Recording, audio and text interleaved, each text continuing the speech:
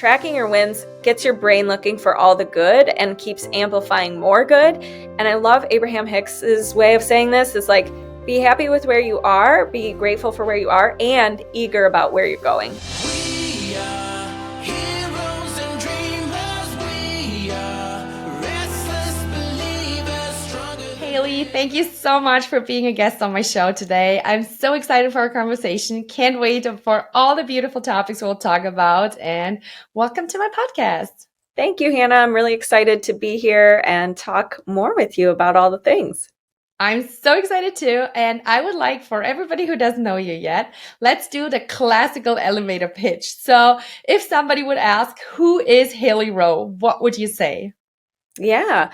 So I am a certified life coach, a marketing and sales coach and consultant, and I am also a LinkedIn lead gen service provider. So I do a little bit of a variety of things, but the main thing I do is help entrepreneurs gain an internal sense of confidence, be able to build the sales and marketing skills that they need to be able to generate clients on repeat. And I also help them avoid some of the overwhelm with social media and starting a business. And what I love the most is really helping individuals see that they can do it and that you can create, the business that you've always wanted. And I think it's really important to kind of use business as a personal development tool. So that's what I'm all about. I think it's like a game. I think it's something that causes you and forces you to grow. So that's what I'm really passionate about. Oh, yes, I can 100% absolutely agree to that I think I've never grown more than in my business or when I founded my business and throughout my entrepreneurial journey. So I would definitely like to talk more about also for everybody who maybe watches or listens and wants to start a business and what advice you would have. But before we dive into these topics, I would like to talk a little bit more about you to understand so that the listener or watcher can understand where you're coming from. So were you always an entrepreneur? Did you have a job before? Did you really had to get this entrepreneurial mindset and the courage and the confidence, or is that something that's totally natural to you? Definitely not totally natural, but I can share a couple things. So I grew up wanting to be the straight A student. I got very good grades. I was very good at following rules. And I also grew up with a little bit of a performance bug in me. So I sang in choir and I wanted to, be in theater for a little bit. And then I auditioned for things in high school and was in commercials and stuff. And so I did have a natural tendency to want to share. And I did have to learn in auditioning that you have to, have a very short period of time to pitch yourself and you're going to get rejected most of the time and things like that. So I do think growing up, some of my hobbies helped me just prepare a little bit for entrepreneurship, but I don't think you can fully ever be prepared. And so what ended up happening for me is I knew I wanted to have autonomy. I wanted to have freedom in my life.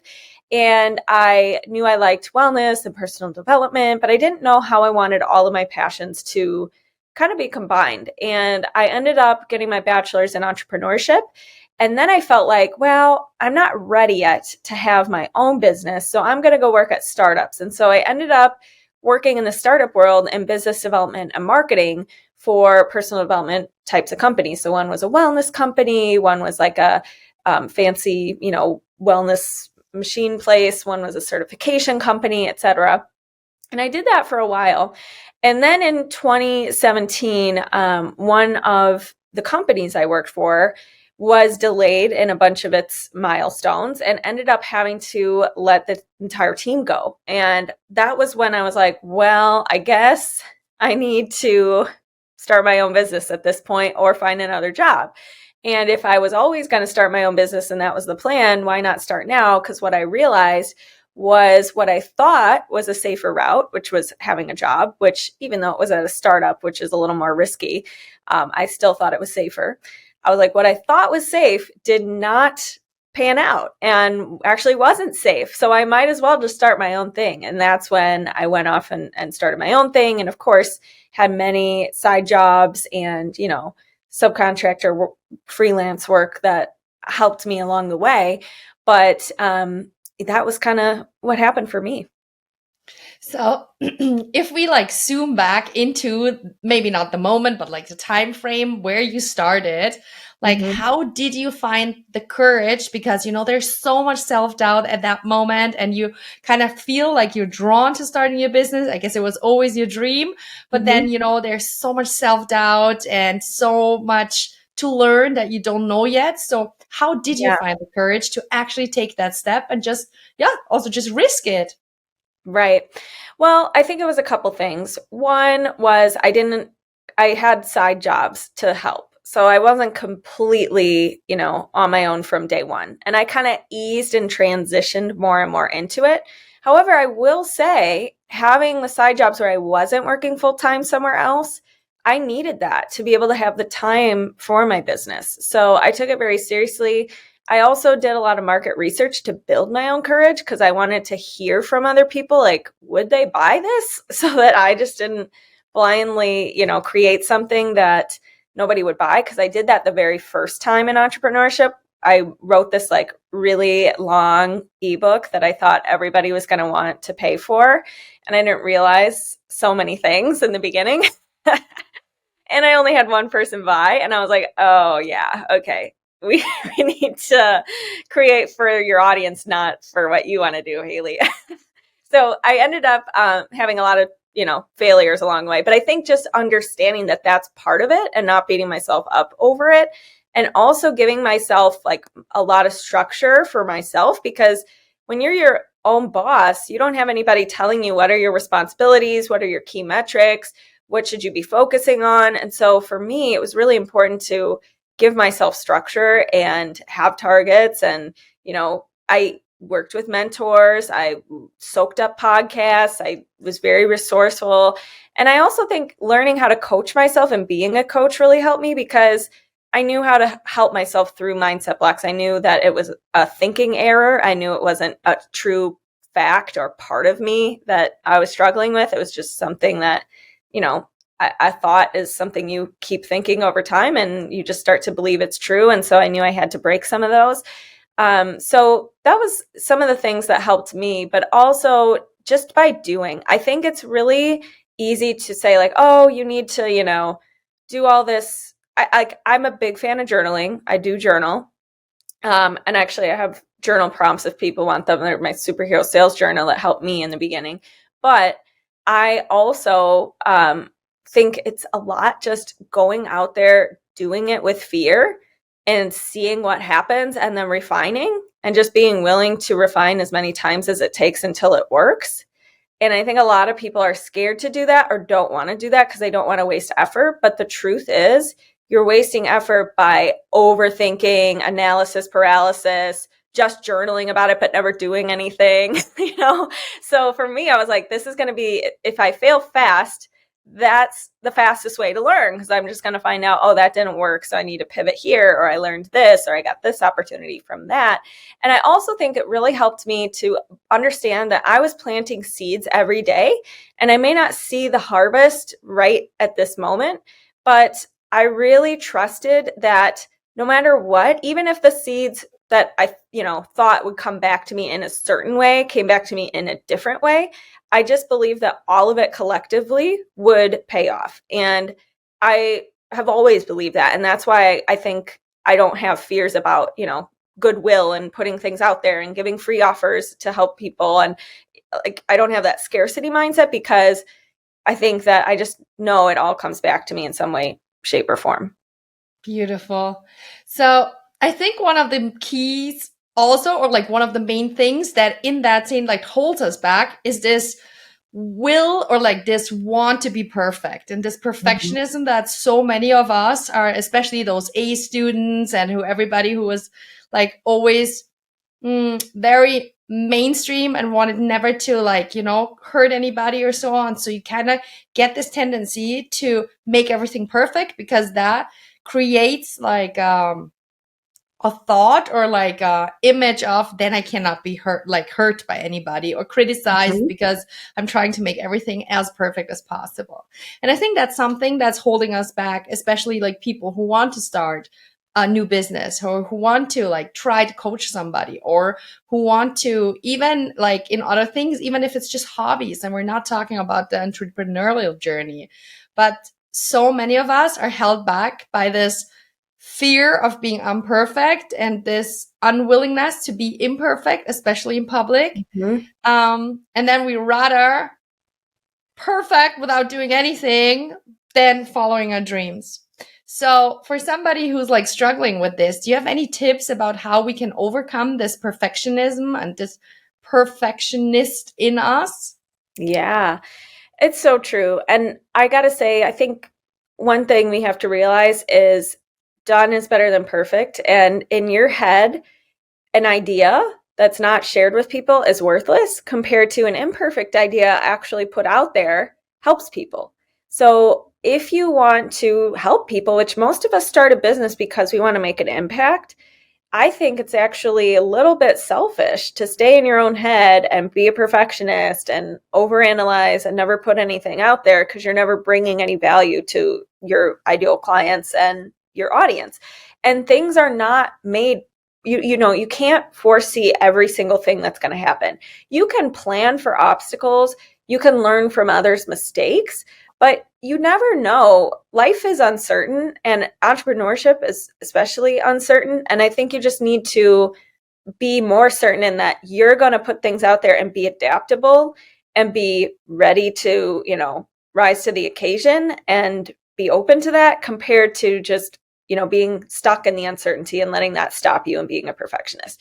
I also have little things I do, like, for example, when my clients, a lot of them are fearful of making their first video or something like that. And so we'll have like two things. They'll have their like what we call their business persona, which is like their Sasha Fierce, like, how Beyonce has like her confident self performing and she's like leaving it all out there on the table.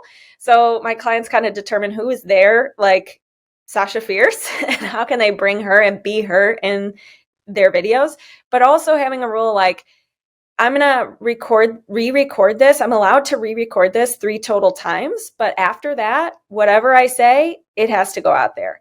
And I remember when I first started my podcast, I would be spending hours editing out every and, every like weird pause, and it took me forever to put out the first podcast. And I was like, if I want to keep doing this and if I want to be a consistent podcaster, this is not sustainable.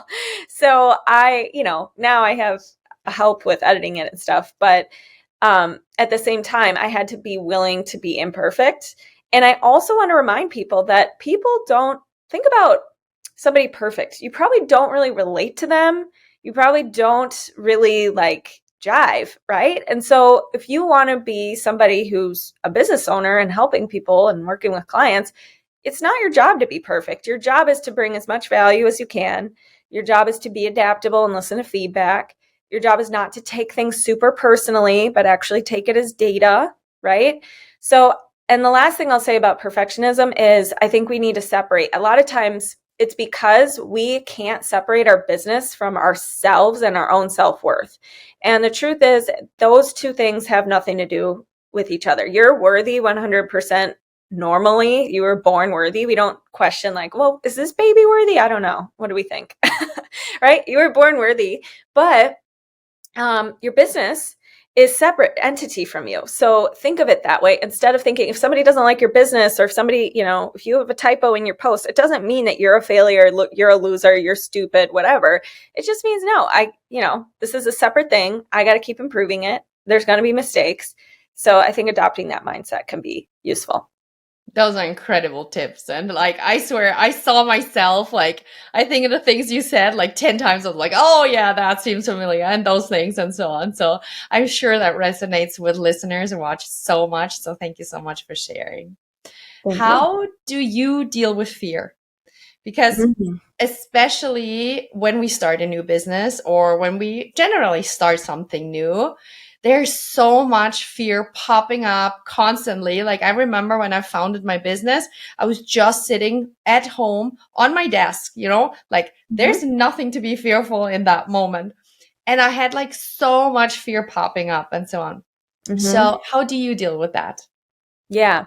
Well, usually thoughts cause our fear. So I think identifying what am I really worried about or what's bothering me or what's a bottleneck and journaling on that can be really helpful. And then when you find out what's bothering you, usually there's a way to question it and come up with something more solutions oriented or come up with a newer, up leveled thought that you can start believing. And then you can start changing the feeling you have around it.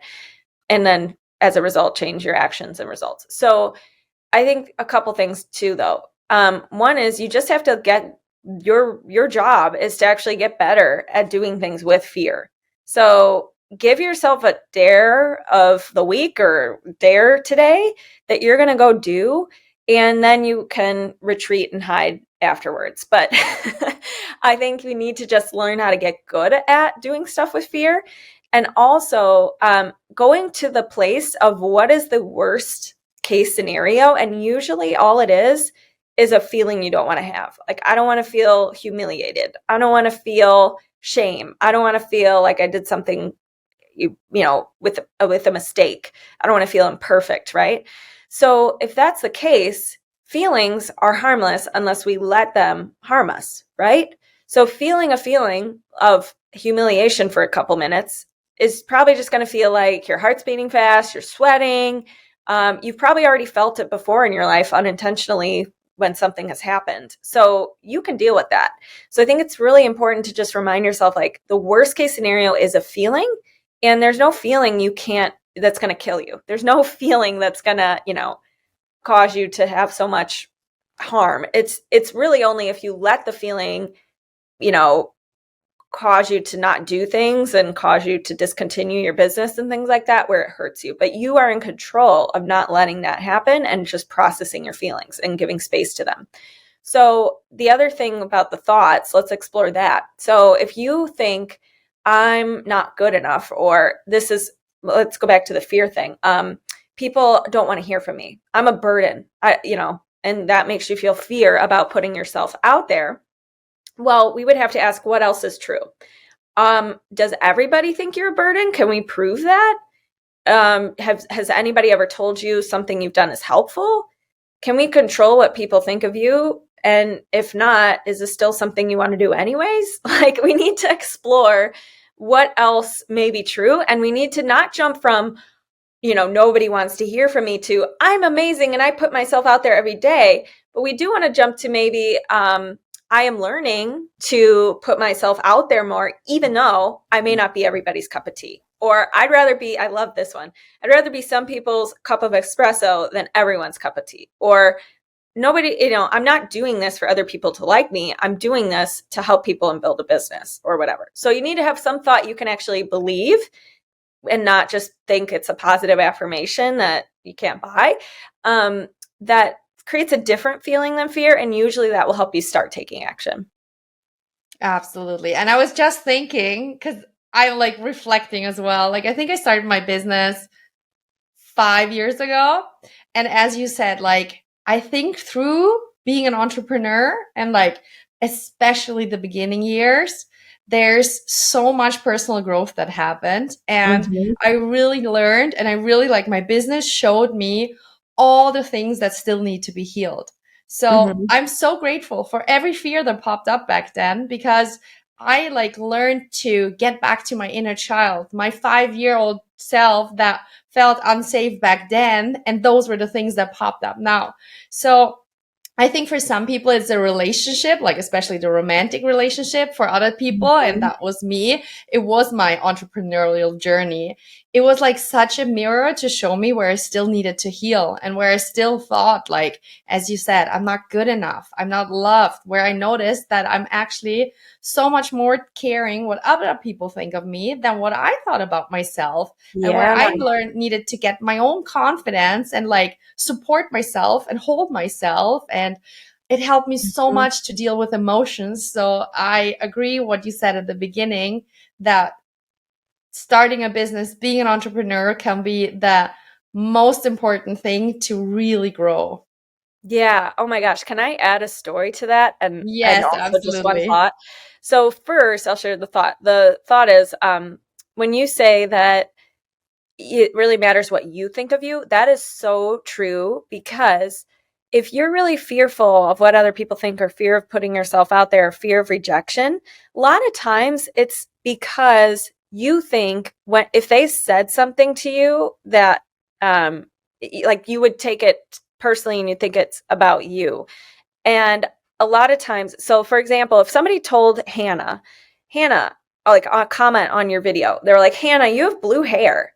And you knew, Hannah, that you don't have blue hair. Like, that is definitely not your hair color. You would not take that personally. You'd be like, oh, that person, silly person. They just don't know. They just don't understand. That's so funny, right? Versus if you were self-conscious about your hair and you kind of thought, maybe it is kind of blue and I don't want it to be blue. You'd take it personally. You'd be like, oh my God, there's so much truth to that. And you'd freak out. And right. So a lot of times our external stuff going on around us brings up internal things that we maybe are self-conscious of. And I think of it more as like, let's approach that with curiosity and actually, if we're thinking there's some truth to that, maybe we want to investigate and change our hair color or whatever, right? But if we're like, oh, we're so confident and convicted in what we offer that when somebody leaves a comment like that, we're just kind of like, oh, silly. They just don't understand, right? Or they're just not my person or whatever. But the other thing I wanted to add to that is a little story. So this year, I had Amy Porterfield's team reach out to me. She was she's a big online entrepreneur. I would think of her as like if you know who Tony Robbins is, like I would think of her as Tony Robbins and online marketing courses and stuff like that. So anyways, her team reached out to me this year and was like, hey, we want you to interview Amy, like blah, blah, blah. And I was like, what? Like, I thought, I was so scared. I was like, she's too quote unquote big for me. So it brought up this belief in me that, she's bigger than me. And so that's super scary. Right. And so, of course, I said yes, because I was like, well, that could be cool. So I said yes, but I prepared my questions and blah, blah, blah. And I think the day of, I think I freaked out so much that I like left my questions on the table, or like I didn't have them with me or something. And, I was just so fearful. But I did the interview and you couldn't tell I was fearful because here's the other thing, you revert back to like what you've practiced and I've interviewed so many people throughout the years that even on my most nervous day, you probably couldn't, you could tell there was some nervous energy, excitement for sure. But, I still asked the questions. I still listened to what she was saying. Like you probably wouldn't be able to tell if you didn't know me that well. Right. So did the interview. And I realized from that experience that thought of I'm too small to do things like that has cost me from not playing bigger. Like I feel like I could have been, and actually I should probably still be doing this. I kind of forgot about it, but like reaching out to bigger podcast guests, trying bigger summits, etc. And not just saying, well, that's not for me because, I'm not big enough or whatever. It's just such a limiting belief. And, so that was like something I had to learn from that experience. And hopefully that helps some people gain some confidence. Thank you for sharing. And maybe it was brought up right now and everything led to that story. So you have that reminder that you should reach out to bigger people and that you should really believe in yourself regarding these topics. So just Totally. a reminder. Totally. I love that. So as said in the beginning, I would like to really touch on the topic of not only mindset of an entrepreneur and what it does, but then also go a little bit into really entrepreneurship and what we should do, what we should focus on. So for somebody watching or listening right now who wants to start a business, maybe as a side hustle to be safe and so on. And they're like, there's so much like just social media itself. Then there's so many different channels. Then you should start an email list. Then you should do this and this and this. Like it can be so easily totally overwhelming. So what would your top tips for the beginning be to what should they focus on? And how would you guide us a little bit step by step, what you would think especially in the beginnings are the most important things? Yeah, definitely. Great question. So a couple things. One, I teach a lot in like frameworks because I think it helps your brain conceptualize intangible things. So In business, there's a couple things. There's kind of like 5 components of having a business. There is lead generation, which means who do you want to serve and how are you going to be connecting with those people regularly, bringing in potential clients and reaching them or getting exposure in front of them, right? There's nurturing those people. So lead nurture, that's the second step. So once they're in your world, how are you helping provide value? How are you getting curious about what they want and need and delivering that in either a free intro offer to get their foot in the door? And then the third stage is conversion. So that's like, and then seeing if they want to go deeper with you in your paid program or your paid offer. And then there's a fourth stage, which is actually delivering your offer. And what is that offer going to be? And how should you price it? And what could be your upsells and downsells and all that kind of stuff. And then there's a last stage, which is just keeping your clients. So if you have some kind of, customer journey where they start somewhere with you and then they keep growing with you in your programs or your products or your whatever, you offer, that's also something important to look at. So those are kind of just like in a business, what makes up a business? And those are the phases. So within each, you probably have a bunch of questions, right? But the truth is you have to probably start with what you're going to offer so that you know who to speak to in step 1. And what's like the point A to point B of that offer and what makes it great and what makes you different. But what I would suggest and what I think a common mistake is you come up with your offer and then you think you need to go build it all before you even sell your first one. And what I would suggest is to come up with what you want to offer, like what are the marketing points about it, what will it help people do, but don't go build every single step of it. Actually go out into the world, see if people are interested, invite people to it, start, having the lead gen, lead nurture process going on so that that there's people, either start a wait list or start a test program or something like that where you could see, okay, this is viable. And so I am going to make this whole thing. But you don't waste your effort if you find out nobody's interested. AKA like when I wrote that ebook, I just wrote the whole thing. It was like 200 pages versus if I had checked with my audience, like, hey, would you want like something like this? And when nobody said yes, I would have been like, okay, that's not the right thing. I haven't landed on it yet. So that's kind of just a big, huge picture overview. But there's also what I call my 4 basics of client attraction. So once you are ready to attract clients, we all know, as you said, Hannah, there's a million social media platforms. There's a million different paths to get clients or customers. Okay. And so what I teach is what I call the 4 basics of client attraction. And that is connect, pre-offer, engage, and sell. So with connecting, you want to choose what platform are you going to, or what's the lowest hanging fruit way to start connecting with your audience. And for me, I use LinkedIn connection requests because you can send up to 200 of those a week. I do LinkedIn lead gen for clients. I love LinkedIn. That's one of my favorite platforms. But for you, it might be locally. I'm going to do some sidewalk sales. I'm going to do some local partnerships. I'm going to drop off flyers at a place, whatever it is. But you need to decide how are you going to be connecting with people as a first step that feels like the lowest hanging fruit.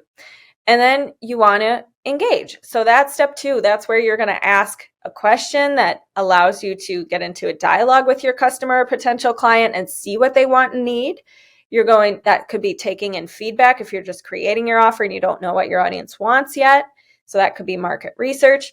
It could be engaging people in a summit or being on podcasts, whatever it is.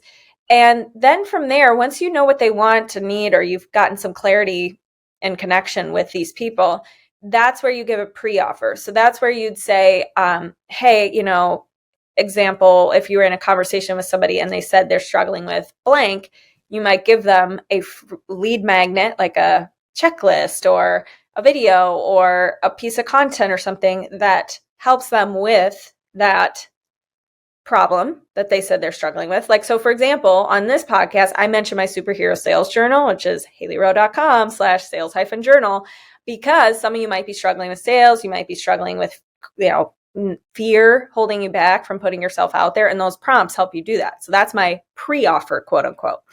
All right. So then you have that. And then you have the sales process. So that's where you'd say, hey, how did the sales journal go for you? Or how did blank go for you? Are you looking for more support with starting your business? Are you looking for more support with blah, blah, blah? And then you could go into your sales process, which is different for every company. But if you're selling an online program or, a course or something like that, usually have a discovery call. If it's a product-based business, obviously it might be you just making the offer to the product, you showing the product, how to use the product, the benefits of the product, things like that on a sales page. So it's different for every type of business. But the whole point is these are just the 4 basics. So whatever platform you pick, these will apply. It's just, you got to decide which platform. And the other thing I would say is making sure you don't just hop around. Like, pick a platform, rock it, stick to it. Of course, you can repurpose to other platforms if it's easy for you and you have the time. But what I see a lot of people doing is trying one thing, like they'll go to one networking event, be like, networking doesn't work for me. I went to one event and now I'm going to go try Pinterest. So then you're like, okay, you can't ever get better at the thing you picked because you're just jumping to the next thing and then getting defeated really quickly. And the last thing I'll say, I'm sorry this is such a long answer, is I have a framework called Grow Your Business the Fast Way. And that's my overarching framework for my coaching program. And it goes through followers, action, sales, time management, and transformation.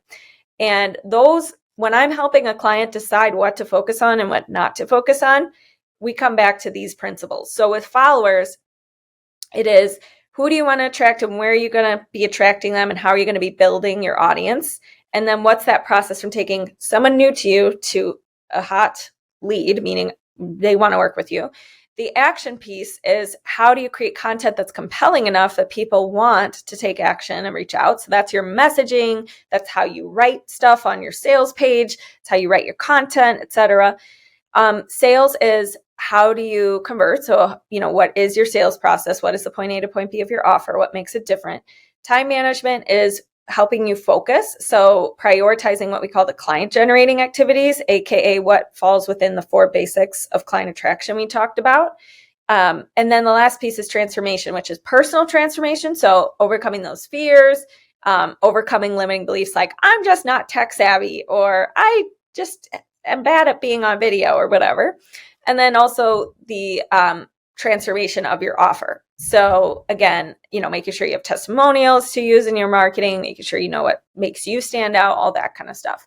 So hopefully that gives you some ideas of what makes up a business and what do you need to be thinking about. And I would give everybody the homework task of just thinking about who's going to be your target audience and what is it that you want to offer them. And you might need to flip-flop the order. You might need to think, what would I be really good at offering? And then think about who needs that, who has the purchasing power for that, who would want that, who's a growing market that would care about that, right? So your niche would probably come with knowing what you want to offer. And if you don't know your niche, I have a free training about that too at HaileyRowe.com. I will link all your free resources in the show notes. So everybody who just listened to that, but then wants the frameworks and the journal and this and so on, can get to it easily. And thank you so much for sharing this. I think if you're starting out, to have a concrete process and few really steps and so on is so helpful, because when you start to Google, and basically as an entrepreneur, you mostly YouTube and Google. I always say my whole business is basically built on YouTubing and Googling, because I did not I learned, I studied media management and had a lot of business, marketing, communication. I had all of this in university, and the reality and what I learned in theory is such a huge gap. And while it's of course very helpful to have the background to at least know certain marketing terms and so on, but to really know, okay, what do I do next and so on, Google or coaches like you are just so precious and so needed. So thank you so much for sharing that. Yeah. I had so many thoughts and so many topics I wanted to zoom in. One was the fear of selling, because I know that's a big thing, but I decided to go in a little bit more into time management, because if somebody's watching or listening and that person is not an entrepreneur yet, time management is something that everybody knows and everybody kind of has a thing, because we all have 10,000 to-dos, 10,000 different social responsibilities, like family, the business, the job, whatever, our hobbies. Like, there's so much, and we all just have 24 hours. So Yeah, what are your top tips on time management? for sure. So I think the first thing is to define what are your goals. Like, so what's your top 3 goals for the next, let's say, 3 months or 6 months? You could define a timeline. But from there, we have to ask yourself for each of those goals, write down, what do you think you need to do? What do you think you need to stop doing? What do you think you need to research? What skills do you think you need to develop to reach each of those goals? Then you want to look at, does your to-do list, like if you have a to-do list, and if you don't, just do a brain dump of all the things you think you need to do right now for your family, for yourself, for work, for your business, etc. And do those even match at all, those goals that you wrote down and the questions you answered for each of those goals? Because a lot of times we have so much stuff on our list that has nothing to do with our top goals. And it's not to say just ignore the rest of your life, but it is to say, oh, wow, I think I need to make more room for what I want to accomplish. So I'm going to have to say no to more things. I'm going to have to put some of this stuff on the back burner. I'm going to have to give myself permission to bomb some things. Like maybe, laundry gets done each week, but it's not perfectly folded and it's not, whatever, like it normally is. But giving yourself actual, priorities here and looking back at your goals is really important when making your to-do list. And the other thing I would do, so I do a big brain dump of both the goals exercise we talked about and what you think you need to do. And then from that brain dump list, you want to start to categorize it. So again, the brain loves focus. And if your brain is focused on, as it's kind of like if your brain up list is just a huge, massive to-do list, but it's not prioritized or in any order or broken down, you're going to feel like when you're on your computer and you have like 400 tabs open and you're just like, where was my page I was looking for? What was I supposed to be doing? So I recommend organizing it into this week, related to my goals. Here are the top tasks that will move the needle the most and that I really want to focus on, and make sure they're broken down enough to where you could have a clear yes or no that you did that, and then it would probably take you 30 minutes or less to do each task. If you look at a task and it says create a website, that's a gigantic task that's going to take many hours. So you need to break it down to like plan what the homepage top part of the website will say this week. That's the task, right? So break it down. That's the top priority for your business. That's one category. The top priority for personal life. So any obligations you have for the week where there will be major consequences if you don't do it. So maybe it's for your work. Maybe you have to do something for your kids this week. That's really important. That would be on your top priority personal life list. And then you'd have like this month or kind of like over the next 8 weeks kind of list that's like, this stuff doesn't need to be done this week. There won't be any major consequences, but I do need to kind of do it soon. And then you have like a later list that could be like a longer timeline, or a someday list, which could be like everything that you want to do, but it's really not that urgent right now. And so then when you prioritize that, you want to get good at knowing how long things take you and planning realistic daily plans. And this is something that takes a lot of practice. But what I recommend is to make like a wish list for your day and, pick the things off the top priority personal life list and pick the things from the top priority business list about what you want to do today. And then from there, on a separate page, plan out like what appointments you have, what, obligate, like you got to pick up your kids at 3 or whatever it is, put those out and kind of like space them out where they go in the day, and then see what empty space you have. And from there, you'll be able to make decisions about what top priority things make the cut to your actual realistic day's plan. And if you're like, well, I don't know how long it's going to take me to write a newsletter or something like that, the thing you should do is create more than enough time, like think it's going to take longer than it will probably take, and then get good at giving yourself that amount of time or less, and just figure out how much you can actually get done in that time, and then keep adapting from there. So just practice with it. Plan, like time batch your day. I recommend give yourself, plan in your free time. Like some people are going to freak out when they hear that because they're like, well, I want freedom. I don't want to time batch my day.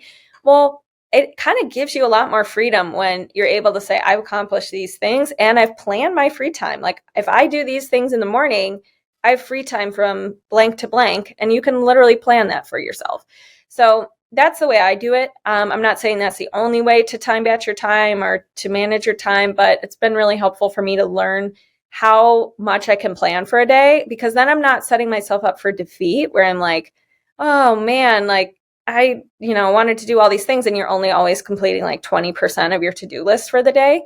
And the other thing you're going to notice is if there's never any time for the top priority goals, because you have so many obligations, because you have so many work events, because you have so many things that you have to do, you have to start to say like, how can I get rid of some stuff? How can I delegate? How can I say no to some things? Because otherwise these goals are never gonna become a part of my life. So that's my take on time management. Super helpful. Thank you so much. And yes, saying no is one of the hardest things, even though it's just a 2-letter word. And that's definitely something I also really learned through the last year. So thank you so much for sharing that too. Before you tell us where we can connect with you, how we can find you, if you had somebody who's just right now starting or right before like taking the step of starting, and you could tell that person one thing, what would it be? Ooh, that's a good question. If I could tell somebody just one thing, I think it would be that you want to have willingness going into your business. And what I mean by that is willingness to be embarrassed, willingness to feel feelings, willingness to fail, willingness to be patient, willingness to try things. And I think a lot of times, I don't know if you've ever heard of, I forgot which podcast it was on, but I know Alex Hormozy has shared this before, and there's 3 traits. I thought this was very interesting. There's 3 traits that successful people have, and I don't know how they define success, if it was like a certain income level or like some or what, but they said one of them was having a slight, like a belief that you deserve more, like a belief that you're a little bit like better than, which sounds really bad, but I just am sharing this because I thought it was very interesting. And I think you can learn from this. A second one was, so you're deserving is number 1. Number 2 was they had the ability to delay gratification, and they had impulse control. So they were able to say no to things. They were able to focus, right?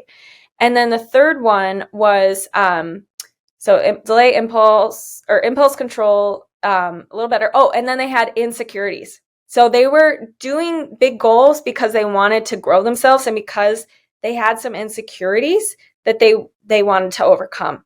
And while these things may be kind of good and bad, meaning like it's never good to feel like you have to prove yourself or to feel like, you're, I don't want to say better than, but like more deserving.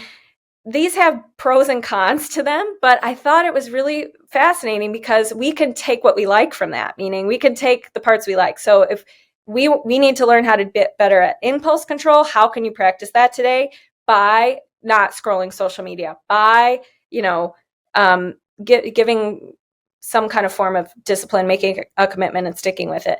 Same thing with the insecurity one. Rather than letting your insecurities drive you in a negative way, like you need to prove yourself, what if you saw, going on video as an opportunity to really grow yourself and overcome lack of confidence or start to love yourself more or whatever, right? And then the third one about deserving, I think that one you can just think, why not you?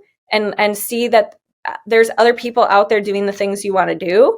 And so it's not that they're smarter. It's not that they're better than. It's just that they had tools. They were resourceful. They figured it out. And so why not you? So again, not sure if that will resonate with everybody, but I just thought it was very interesting because we can take some observations from that and start to apply it in our own businesses. I love it. And to me, I think the key to yet have all this drive, ambition, wanting to be better and so on, the key to still be happy and satisfied at the moment is gratitude, and to be grateful for everything that is already here. And I think that keeps us from this feeling at the moment right now where we are not yet that person, where we don't have yet what we want to have, where we don't do yet or impact maybe yet what with the impact that we want to make. But to be grateful for everything that is already. And yet maybe, I don't know, somebody's not reaching yet millions, but maybe it's like a small little smile that you got on somebody's face due to a little action you made. And I think if we start to see also all these small successes, that keeps us through the journey happy and fulfilled and satisfied. And of course, we need to also like really love what we do. I think that's also a key ingredient. Oh, yeah. And remembering why you started in the first place. And like, so I keep a little folder of client wins because it makes me so happy. It just is like a reminder, like, here's why I do what I do. And tracking your wins, you just nailed it. Like, I do keep a log in my phone. I use the Goal Streaks app and I just add notes to each day.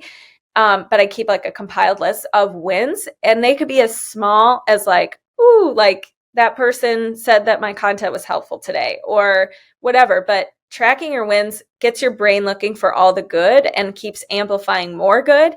And I love Abraham Hicks's way of saying this is like, be happy with where you are, be grateful for where you are, and eager about where you're going. So I'm glad you brought up gratitude.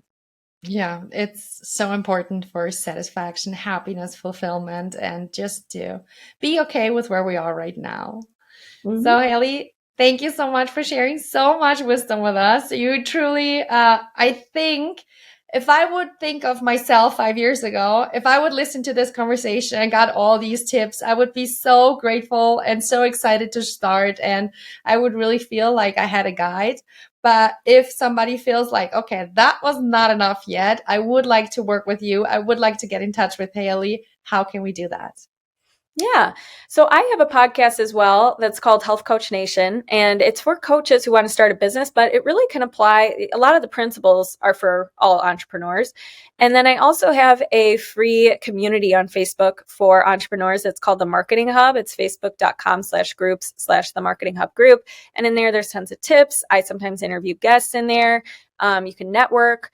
And then I'm on Instagram at Hailey_Rowe, HAILEY_ROWE. We mentioned the Superhero Sales Journal, which is HaileyRowe.com/sales-journal. It gives you a prompt a day that you can use to grow as a business owner, grow in your sales skills, overcome some of those fears holding you back. And other than that, HaileyRowe.com is my website. I think I've covered all the bases. I'm on LinkedIn. I'm on all the things, but feel free to connect with me in some of those places. Wonderful. Hailey, thank you so much for your time. Thank you so much for sharing all that you've learned. And thank you so much for like walking your path, being somebody who shows like we can all do it. It's possible for all of us. And thank you so much for being such a beautiful guidance. Thank you. Thanks for having me. Great questions. Thank you. Now, I would like to know from you, what was your biggest takeaway and how can you put it into action starting now? Leave a comment below or hop over to Instagram at HannahWiz_ and leave a comment under the post of today's episode. Thank you so much for watching and never forget to shine your light.